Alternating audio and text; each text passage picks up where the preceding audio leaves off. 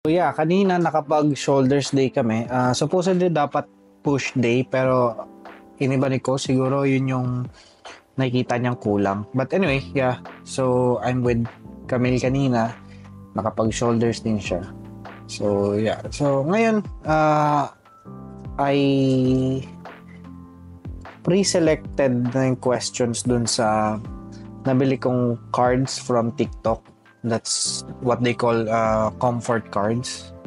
And yeah, ito na lang basically yung mga hindi natatanong na rather hindi ko pa nasasagot. So nasagot ko na yan from the previous vlogs yung mga ibang questions. So yeah, so let's go into it. So yeah, paano mo hinarap ang panahon na kailangan mong magpatawad pero hindi mo pa kaya? Well, I just gave it time. Kasi yun nga, lahat naman tayo dumaan sa panahon na gano'n na ang hirap magpatawad. Kasi kwento ko lang yung sa case ko, mahirap magpatawad nun kasi about business. Nakasamaan ko ng loob is yung accountant ko. So, alam naman natin kapag may business, accountant talaga yung makaka-work mo hand in hand kasi they will fix your financial statement, balance sheet. So, you really have to choose yung magiging accountant mo wisely. And yeah, alam ko naging maganda naman yung pagpili ko before. Pero ewan ko, na-sidetrack lang yung accountant ko. Ewan ko, nag-iba bigla eh. Biglang bumitaw siya, nawawala na siya, hindi siya nag-reply. Pati yung mga reports niya, hindi na rin on time. So, doon lang, yun yung nakakalungkot doon and nakakagalit before. Kasi lahat ng businesses ko, sa kanya ko pinagkatiwala. So, siya nag-handle lahat ng mga internal audits ng company ko. And yun, paano ko siya napatawad? Siguro, yun nga, time lang talaga, time will tell. And inisip ko na lang din na kung hindi ko siya papatawarin, ako lang din yung magdadala nun sa sarili ko, yung bigat, di ba? So parang nagrenta siya sa nag-occupy siya ng space sa heart ko without benefit or wala man lang bayad na bumabalik sa akin. Ganun, parang nagpapa-charity ako, nagpapa-bed space ako ng libre sa puso ko. So yun, I just let it go and ginawa ko na lang yung mga necessary steps para ayusin yung mga bagay na hindi niya nagawa. And eventually naman, naging okay. And yeah, wala na sa akin yun kasi feeling ko naman nagkaroon talaga siya ng something sa life niya na nahirapan siya makarecover kaya nangyari yung mga ganon. And inisip ko na lang na swerte ako kasi hindi ko naranasan yung naranasan niya and hopefully she already recovered dun sa nangyari sa kanya. And yeah, hoping lang sana ako na mas naging transparent siya kung ba't ganito ganyan, ano yung mga necessary steps na kailangan nating gawin para maagapan or para ma-cover up yung mga mistakes, ganun. Yeah. But yeah, yun nga, wag tayo masyadong mag 100% trust sa mga tao, lalo na sa business. So, give them a little benefit of doubt pa rin. And yeah, just fully trust the Lord. Siya lang talaga. Kasi people are bound to change and people are bound to disappoint us or each other, di ba? Ako rin naman. Hindi ko rin naman masabi na ganito ako forever. And hindi ko rin naman masabi na wala akong nadi-disappoint before, now, and in the future. So yeah, we just have to be, siguro, be aware kung may nasasaktan tayong tao or may na-affect tayong tao. Kasi hindi naman talaga deserve ng mga client na maapektuhan sa personal life mo, di ba? So yeah. That's it. Basahin natin yung nasa likod. Nakalagay dito, forgiveness takes time. O, tama, di ba? Time talaga. And that's okay. Hindi mo kailangan pilitin. Healing comes at its own pace. Yeah. Okay. And ngayon, naisip ko lang din, we should forgive more often kasi si Lord nga pinapatawad tayo. Diyos na mismo pinapatawad tayo. What more tayo na tao lang, human, mortal, bakit hindi natin hanapin sa puso natin yung pagpapatawad sa kapwa natin? So, gano'n man kabigat, gano'n kasama yung ginawa nila, let's try really hard to forgive them. Yeah. Question. Anong word of encouragement ang sinasabi mo sa sarili mo kapag overwhelmed ka na? Just be present, yun siguro. Day by day mo lang ayusin yung mga bagay. Kasi we tend to be overwhelmed kapag we're thinking way ahead of ourselves. So, yung iniisip natin way in the future.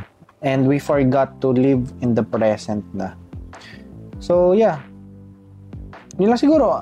Chop-chopin mo and i-compartmentalize mo yung buhay mo para hindi ka ma-overwhelm. Yun lang naman yung ginagawa ko. So, sinesegregate ko kung ano yung topmost priority and the least priority. Tapos kung ano yung urgent sa hindi urgent. Pero marami din namang bagay na urgent pero hindi important, di ba? So, yun. Siguro find ways lang or strategize kung paano mo malaman yung mga yun. And then, para hindi ka ma-overwhelm. Ganun din ginagawa ko rin naman sa sarili ko. Na sinasabi ko na take each day by day lang talaga. One at a time. Eventually, everything will be resolved naman. And wag lang tayo magpakain kasi pag nagpakain tayo, lalo lang tayong may stuck. Hindi tayo makakagalaw. So, yeah. Yun. Hindi mo kailangan gawin lahat ngayon, di ba? Sabi sa'yo, one step at a time, makakarating ka rin. Hindi ko to binasa yung likod first, So, very random lang and very candid yung mga sagot ko. And yeah, tama naman. Kung ano yung sinabi ko, yun din yung sinasabi sa likod. Cool. What something you have finally accepted? Siguro yun nga, that I am not in control. Na God is only in control. Yun. Kasi I used to be control freak. I believe nasabi ko na sa ibang vlog ko yan. Yun. And siguro, since nasabi ko na nga yun sa other vlogs, siguro to add on dito, siguro that I am not powerful. Kasi I used to feel that I am powerful nung nagkaroon ako ng power sa company. So kasi kapag naging business owner ka, 'di ba? Kumbaga yung control nasa iyo, yung legislative power. Lalo na COO ako and also corp secretary and chief financial officer. So there's a lot of departments that I can control. So yun. Siguro yun nga, I'm not in control and I'm not in position of power. God saw me rushing. That's why God humbles me. So I think I'm already at the top Tapos ang bilis, di ba? Kasi I was only at 27 noon or 26. For some people, 30 years old na, 40 years old, 50 years old, pero rank and file pa rin. Pero ako, nagkaroon ako ng business, nagka-position ako sa business at early age. So that's something to be proud of, di ba? Pero it got into my mind and yeah, that's why God humbled me and told me to don't rush. Keep it steady, just enjoy. Yan. I just want to add na sometimes God destroys our plans if our plans will destroy us. Ang ganda nun kasi He's already saving you from an imminent danger. Danger that created by us. Danger that are created by our ambition. Kaya, sabi nga sa Bible, lean not on your own understanding but in God. But only in God. Kasi, marami tayong desires desires that could lead to our harm or our demise. So, just be thankful na there are things na hindi mo nakuha or na-achieve because of the possible difficulties that you will encounter when you're already in that situation. I don't know kung if it is the right time to share this, pero yeah, it's Holy Week naman. Why not? So yun, I gave up my long-term plans for my future corporations. So meron akong corporation na pinapa-close na. That should be a holding company for my business ventures. Kasi alam ko hindi plan ni Lord yun eh. There were signs talaga. Isa na yung sa accountant ko kanina. And ano pa ba? Yung kotse ko, nilet go ko na kasi the sole purpose of that naman kasi is to create passive income and positive cash flow. Kaso, ang nangyayari, puro palabas. Kasi, I'm not a car guy naman talaga. So, there were miscalculations sa part ko. Kasi, hindi ko alam na ganun pala kagastos yung mga maintenance, yung insurance. So, binabaan ko kasi yung boundary kasi, alam mo naman, mabait tayo. Binabaan ko yung boundary na tingin ko fair dun sa driver ko. But then, hindi pa rin yun na-meet yung quota and on top of that, ang dami pang nangyayari sa sakyan kahit bago siya. Diba?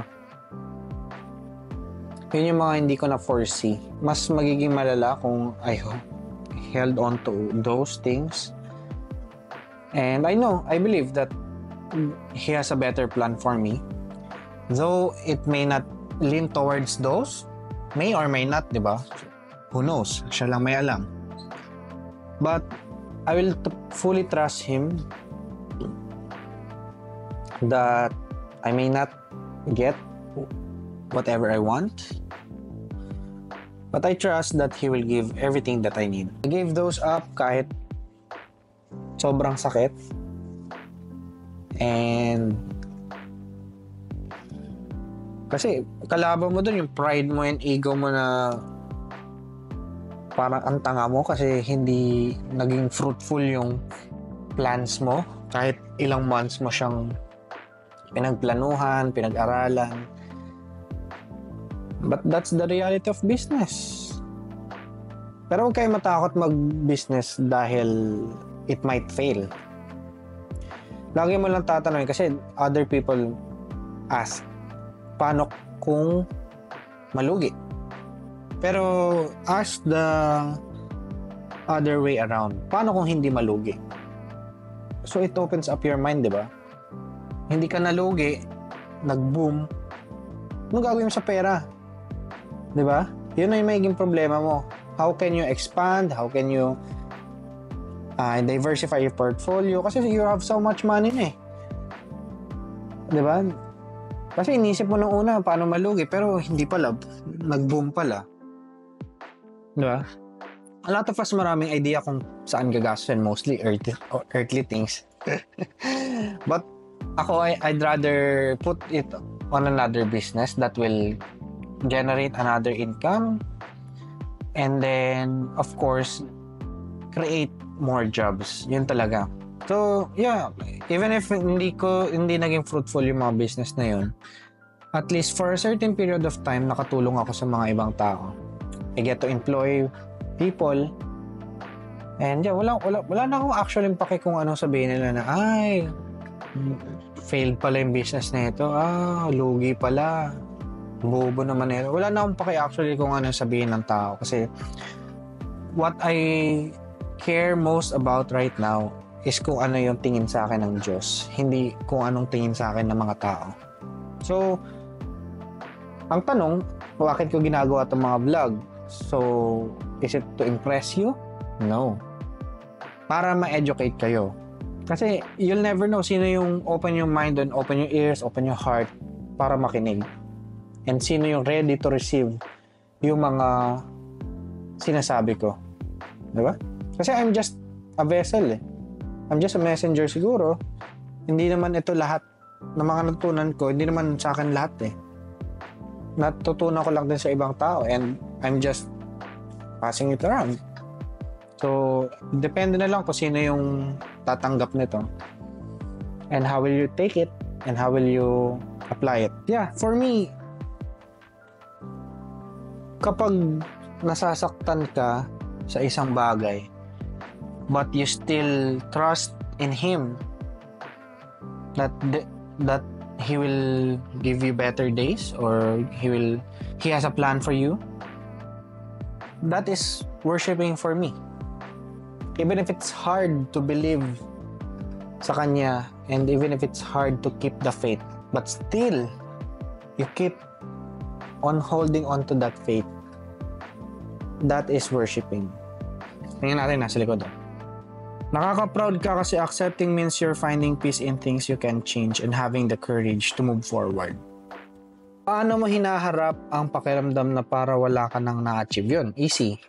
Kaya ginagawa ko nga itong bodybuilding. Kasi parang pinlot ko na eh. Every year dapat meron akong something different na ma-experience. So, yung something different na yun is bodybuilding. So, I get to learn techniques and knowledge from other people. And, ayun, nutrition din. Kaya, ayun. Kasi ang hirap nga nung you're just staying on your lane. Yeah, you're mastering something. Pero, di ba? Parang wala, at a certain point of time, ma-feel mo yun na parang wala ka na na-achieve. So, ako, I'd rather be a jack of all trades as long as every year, every month, may natutunan akong bago, may na-achieve akong bago. Yun. Kasi for me, yung experience kasi, the experience itself is the achievement. Diba?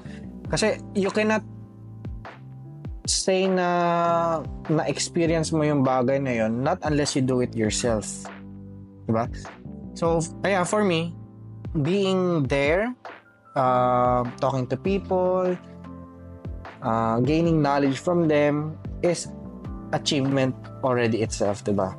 Dati, gumagawa ako ng bagong business para lang ma-experience ko kung ma-test ko yung waters if that is for me or not. So, yeah. Tingnan natin. Yung feeling na wala kang napapala, sobrang hirap.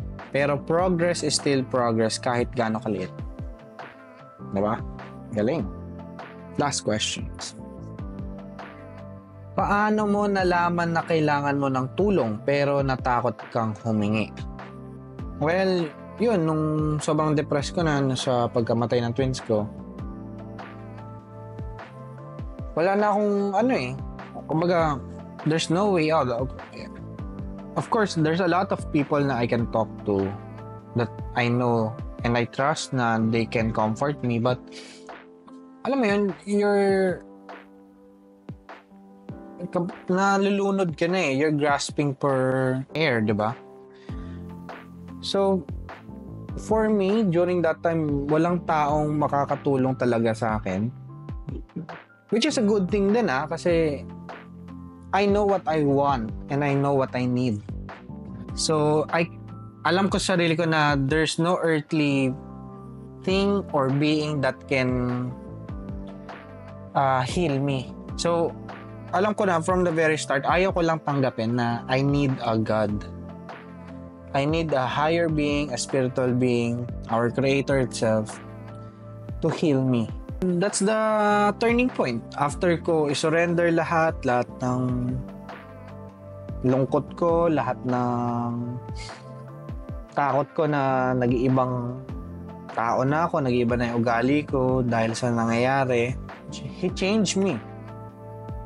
Yun lang naman kasi siya lang naman yung naghihintay na mag-open ka para sa kanya.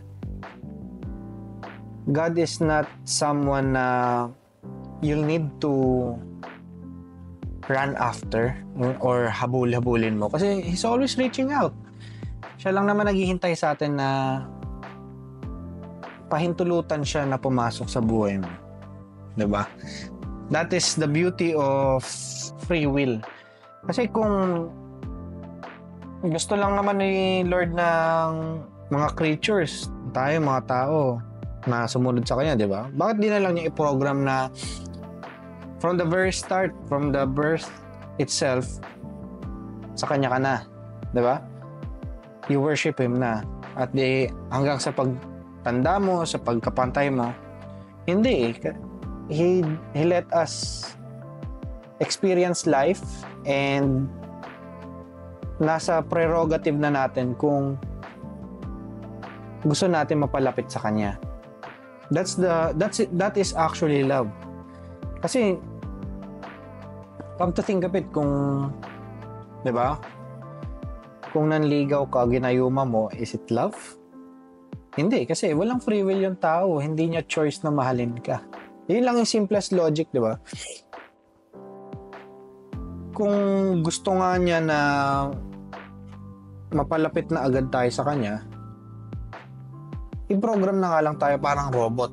But no, binigyan tayo ng free will ni Lord, and that's the beautiful thing. I just accepted na I need help from a higher being, and I accepted that I no longer control my life. I no longer have the power to kumbaga alter my reality or alter the past, diba? That's the time na I surrendered everything and I accepted, Lord, I need a savior. That's it. Sana ma-experience ko rin kasi there's so much love and comfort with His grace. Sana you find it to yourself to open up. I know it's hard. Ang haba nung taon na sinara ko yung puso ko para sa Kanya. Sana mapalapit din kayo kay Lord kung nahihirapan kayo. And if malapit ka na kay Lord, I hope na mas kilalanin mo pa siya and mas mapalapit ka pa rin sa Kanya. May nagtanong sa akin, ano daw yung, kumbaga, abstinence ko during Holy Week. Ang sabi ko sa kanya, actually, wala eh. Nung bata ako, tinuturuan kami na wag daw mag-pork or wag maligo for may time na ganun eh. Hindi ko alam kung tradition lang ng mga nakasanayan yun ng matatanda or kasi parang wala naman ako nabasa sa Bible. Correct me if I'm wrong ha. Parang wala akong nabasa sa Bible na wag ka mag-meet kapag Holy Week. Huwag kang maligo pag 6 p.m. na. Huwag kang malikot. Parang wala naman ako nabasa ang ganun. So yeah, ang sabi ko, yun nga, wala. Kasi walang nakasanayan. And apart from that, yun nga, wala akong nabasa sa Bible. And for me, yung abstinence should not be done during Holy Week lang. So, for me, meron akong sacrifices that I've been doing na magiging 1 year na din. That is being sober. So, I abstain from drinking alcohol, which is, I think, dati parang imposible, no? Pero yeah. Nicotine, drugs, alcohol, yun yung mga hindi ko ginagawa. So, for me, that's a form of abstinence na rin kasi I find pleasure on those before eh. Pero, in-stop ko since I decided to follow Jesus Christ. Yun. Wala akong yung meat. Wala, nag-chicken pa rin ako. Kasi part yun ng meal plan eh. Pero, ewan ko wala. Pero I don't judge yung mga people na gumagawa nun. For me lang talaga, parang Christmas, you shouldn't be generous during holiday season lang. You can be generous for 24/7, 365. Hindi rin naman about sa gifts yun. Hindi rin lang naman about sa pera yun. Diba? So yun, abstinence and being generous should be done every day if you are a follower of Christ. Not just for the celebration. Kayo, anong ina-abstain nyo during Holy Week? Ano pa ba? I abstain from watching porn. I still struggle sa lust. Don't think na I'm already perfect. I'm far from being perfect. I'm still a work in progress. And I still struggle a lot. We are being perfected by God nga daw. Day by day. Don't hammer yourself or don't put yourself down kapag nagkasala kayo. Because it's already part of our nature. And Jesus Christ died on the cross knowing that we will fall short.